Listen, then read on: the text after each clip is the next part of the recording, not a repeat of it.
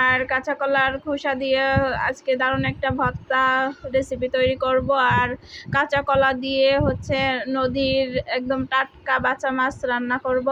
তো প্রথমেই কলার খোসা ছাড়িয়ে নিচ্ছি। আর কাঁচকলা রান্না করলে অনেকেরই কালো হয়ে যায়, তো এই টিপস ফলো করলে একদমই কালো হবে না। তো আজকে লবণ আর হলুদ দিয়ে আমি এই যে মেখে নিচ্ছি, যাতে কলা রান্না করলে কালো না হয়ে যায়। আর এই যে নদীর বাঁচা মাছ একদম টাটকা, একদম এত সুন্দর দেখতে, মাশাল্লাহ। তো আজকে কাঁচকলা দিয়ে রান্না করব। এখন কলাগুলো ভালোভাবে কচলিয়ে যে ধুয়ে পরিষ্কার করে নিলাম। আর এই যে মাছগুলো ধুয়ে পরিষ্কার করে নিয়েছি, এখন লবণ হলুদ মাখিয়ে নিচ্ছি। একদম নদীর তাজা মাছ, যে কি মজা। এখন মাছগুলো ভেজে নিচ্ছি। এখন কড়াইতে দিলে একদম কড়াই ভরে গেছে, উল্টে পাল্টে দিতে কষ্ট হচ্ছে।